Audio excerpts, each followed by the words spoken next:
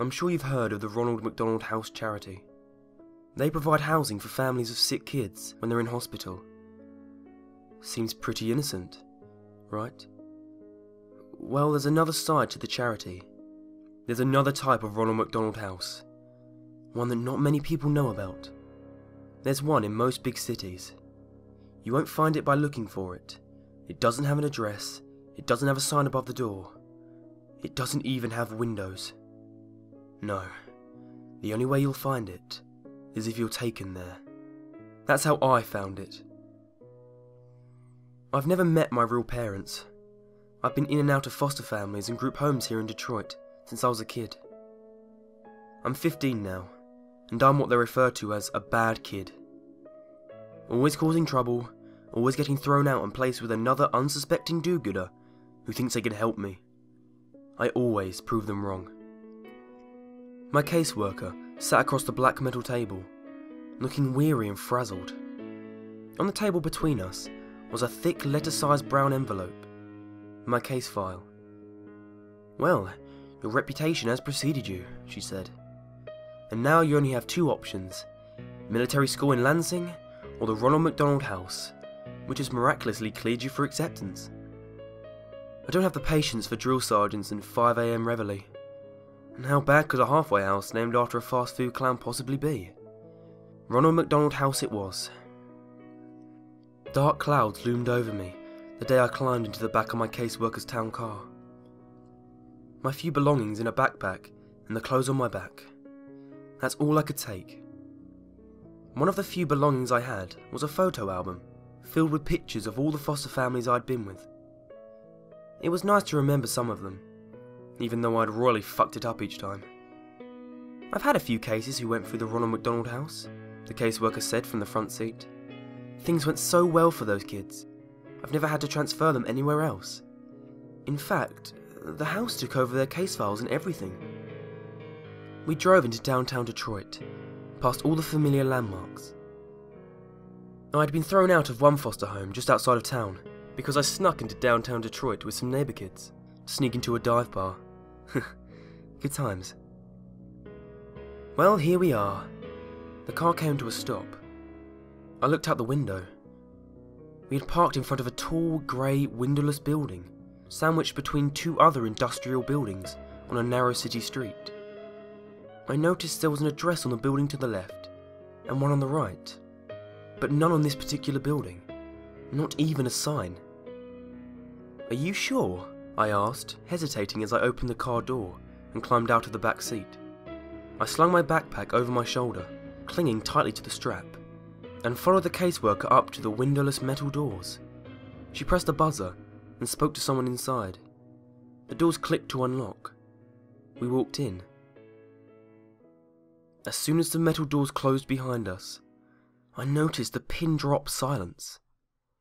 It was the sort of silence that is so oppressive and empty, it almost deafens you. Across the dimly lit lobby, there was a glass window with someone inside, a secretary. She was turned away, typing something intently. We walked over to the window. The caseworker rang a bell on the counter, and the secretary spun around in her chair. Her face was painted like a clown, like Ronald McDonald in fact. She even had the short, curly red hair. Otherwise she wore a typical white nurse's dress. I wanted to laugh at how bizarre it was, but I couldn't. A chill swept down my spine. Something wasn't right. I watched as the nurse and my caseworker interacted. Paperwork was passed through the window. The caseworker slid my case file under the glass, as the nurse slid her some papers to sign. As my caseworker signed the papers, the nurse looked at me. Her smile should have been warm and welcoming, but all I saw in her eyes was hunger. I can't stay here," I stammered loudly. "Take me to military school in Lansing, please." "What's the matter, sweetie?" the nurse asked, her voice muffled slightly by the glass. "Afraid of clowns?" I looked into her hungry eyes. Now there was a malicious glint as she laughed. My caseworker laughed too, obviously, and said, Now, don't overreact. You'd hate the military school. Besides, this will be good for you. "Yes," said the clown nurse. "This will be good for you." Before I could object, I heard a slam behind me. I spun around to see an open door in the far corner of the lobby, to the left of the front desk window. There was no one there, just the light that flooded in from the door. Then, the creeping shadows. Shrill, echoing laughter and growing shadows along the wall inside the door.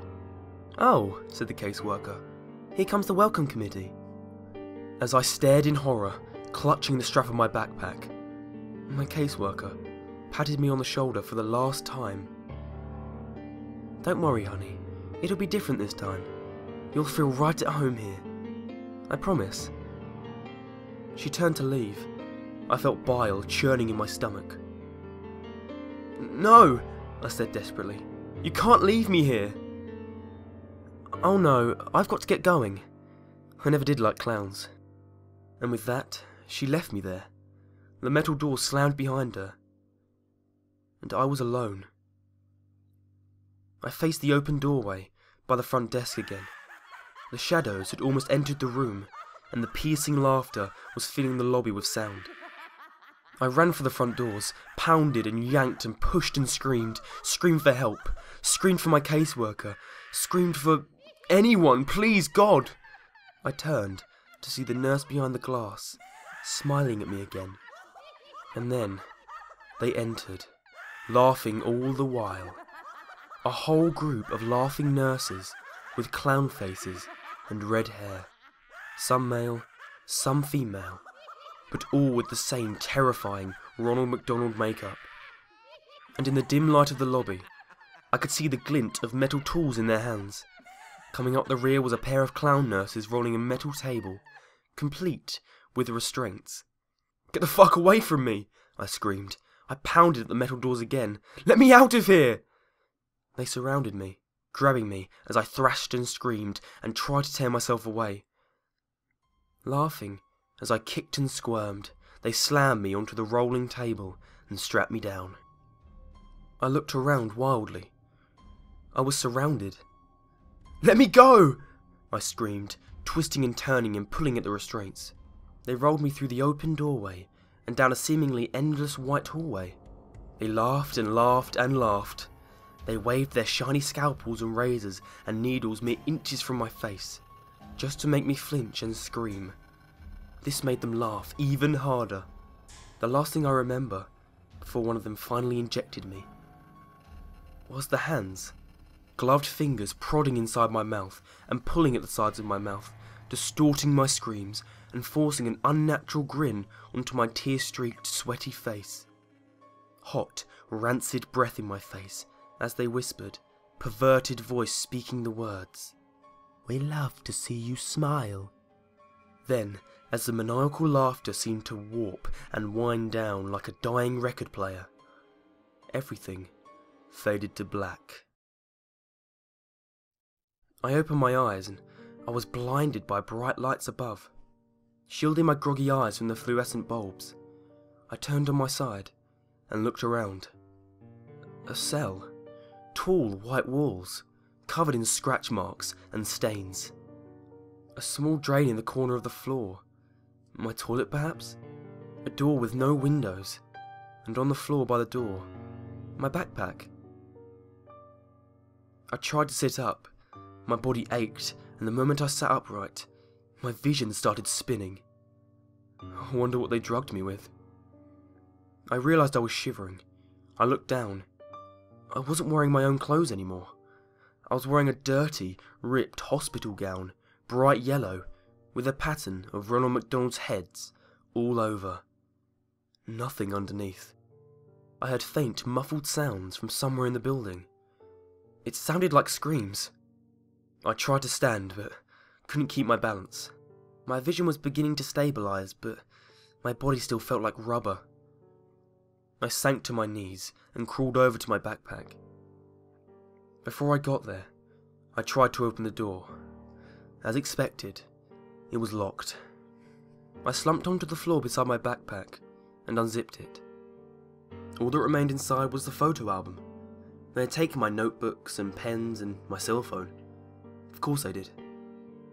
I wearily opened the photo album, but instead of the photos that had been in there, photos of myself and my previous foster families, photos where I attempted to look happy and hopeful even though I knew I wouldn't be there long. Instead of those photos, they were like crime scene photos, and in each one, I recognised one of my former foster families, brutally murdered and covered in blood. My heart raced and my stomach churned. I began to turn the pages quicker, each page a new photo, a new family, new carnage. I recognised their faces and the inside of their homes. I had lived with all these people, and now they were all dead. I came to the last few pages, a photo of a house at night, then a window of that house, then inside the house, a dark hallway with light coming from one doorway. Then a photo of my caseworker, brushing her teeth at her bathroom mirror. Then a photo of her looking at the camera in horror. Then a photo of the caseworker, naked, covered in her own blood, contorted into an unnatural position in her bathtub. I turned to the last page. Written inside the back cover of the photo album were 3 words. You never existed. I felt bile rising in my stomach. I threw the book to the ground and crawled over to the hole in the floor and vomited. They were right. Having killed everyone who ever knew me, it was as though I never existed. I heard more faint screams in the distance. I knew I had to get out. I wiped the vomit off my face with my hospital gown and crawled back over to my backpack. Hopefully they hadn't found my secret weapon. I unzipped the front pocket and reached down into the very bottom, my fingers scraping the fabric. Sure enough, there they were, flush with the seams in the bag, nearly undetectable. The pins I used for picking locks. I told you, I'm a bad kid. I leaned against the door and listened. I could hear footsteps approaching, but just as soon as they had come, they faded in the other direction. I knew I had to work fast. I jiggled the handle with one hand and picked the lock with the other hand. It was surprisingly simple. Holding the handle, I slowly pulled myself to my feet. I could maintain balance now. I pulled the door open just a crack. A clown nurse darted past. My heart almost stopped. But his footsteps didn't slow or change, and soon faded. He didn't notice me. I poked my head out the door, seemingly endless white hallways in either direction. The distant screams were louder now, coming from all around. Taking a deep breath, I stepped into the hallway and closed the door behind me. I decided to go right, passing doors identical to the door I'd been behind. I heard the screams and sobbing coming from behind each one. I stopped for a moment at one door. I heard the crying of a child inside. I jiggled the handle to see if I could let him out. Locked. I kept moving, looking behind me every few seconds to make sure no nurses had come into the hallway. Then I passed a set of white double doors. I stopped for a moment. The word "Play Place" was written in tall, thin letters across the width of both doors. I heard more screaming coming from within, the screams of multiple people, and laughter. The insane, shrill laughter of the clown nurses. I shuddered. I was afraid to find out what sort of torture was happening inside, and I knew I had to keep moving. I saw a door ahead with a stairway symbol. I headed for it. As I opened the door, I glanced behind me and saw 2 clown nurses emerging from the playplace room. Their white nurses' uniforms were covered in streaks of blood. I quickly shut myself into the stairwell, hoping they hadn't noticed me. The stairway was dimly lit, with cement walls and rusty railings. I looked behind me at the door I'd just closed.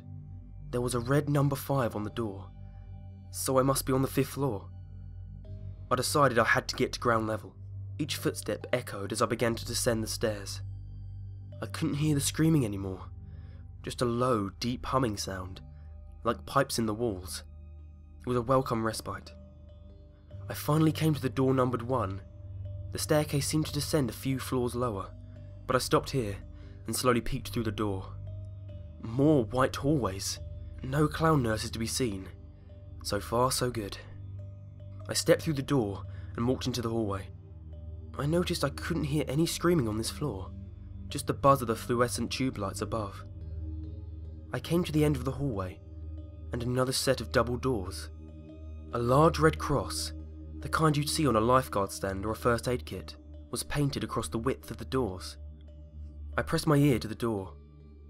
All I heard was a slow, rhythmic pulse, like a machine at work.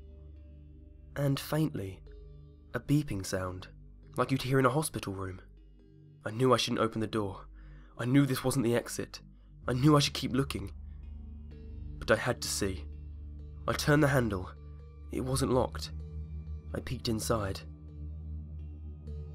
It was a cavernous white room. Fluorescent lights flickered and buzzed.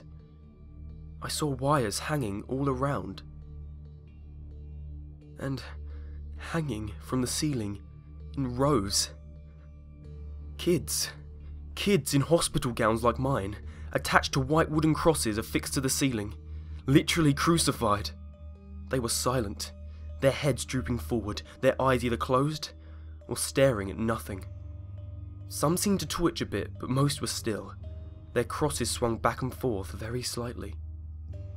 And the hanging wires, they weren't wires. They were intravenous tubes attached to the kids' wrists, tubes sucking out their blood. I almost vomited again right then and there, in the very centre of the room, amidst the rows of hanging corpses. I could see where the rhythmic pulse sound came from. A huge steel cylinder, which seemed to be collecting the blood from all the tangled tubes that dangled from the kids' wrists. I opened my mouth to scream, to cry out in anger. All I could say was, "What the fuck?" That's when the alarms began to sound, loud, piercing, like the police sirens of hell. They must have realised I was missing. I shut the doors and frantically glanced around the hallway to see if anyone was coming. No signs yet. I ran for the stairwell. As soon as I entered the stairwell, I heard laughter from above, echoing and reverberating throughout the stairwell. The clown nurses were coming. I stumbled down the stairs as fast as I could. I must have gone down another 3 stories before I reached the basement. I found myself running through a dark, sewer-like hallway with small light bulbs overhead every 10 yards or so. The smell of decay and rotting flesh grew more and more pungent as I ran. The laughter continued behind me. I managed to glance behind and see a group of them running after me. I saw them come into the light, then become silhouettes again, their smiling faces and gleaming knives and needles pushing my adrenaline to the max. I ran past alcoves full of stacked, rotting corpses. But I couldn't stop. I couldn't think of anything but escape. I turned a corner and found myself facing the metal rungs of a ladder in the wall. I climbed it until my head smacked the ceiling.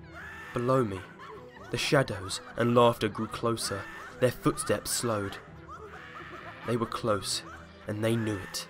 I pushed the ceiling above me, heaving upward and panting and screaming. The clowns were below me, laughing and waving their scalpels. Something cut my leg. I screamed and pushed one last time. The ceiling gave way as a manhole cover slammed onto asphalt above. A circular opening. I climbed out and frantically pushed the manhole cover back over the hole, blocking out the laughter of the clown nurses below. I laid on top of the manhole cover for a few minutes as I caught my breath. Rain fell onto my skin. The turbulent night sky above was a welcome sight. I looked around. Abandoned buildings, broken glass, no lights, no cars, no sign of any life at all. A police siren somewhere in the distance. Then, silence. I climbed to my feet. Pain shot through my leg. I looked down and saw a cut on my ankle where a clown nurse had slashed me. Bastards. Limping as best I could, I started to walk. "Hello?" I called out. The only answer was a distant roll of thunder. "Somebody, help me please!" My foot fell on something soft and mushy. I looked down. A newspaper. I peeled it off the wet asphalt. Most of the ink had faded, but I was able to make out the date. July 13th, 1992. I dropped it, an icy dread filling my stomach. I kept walking. "Can anyone hear me?" I screamed. "Please! Anyone! Please!" My words faded into delirious sobs. I stood still for a moment. The rain had soaked through my thin hospital gown. I shivered as the wind blew.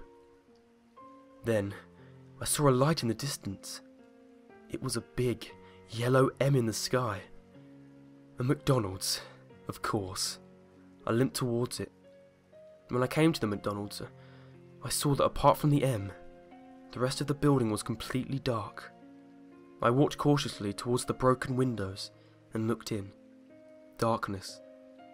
I turned and surveyed the play place outdoor playground. 10-foot-tall structures of coloured tubes for children to crawl through. Sitting at one of the benches was a familiar figure. The Ronald McDonald statue. You know, the ones where you could sit beside him and it looks like he's got his arm around your shoulder. Every kid has seen it.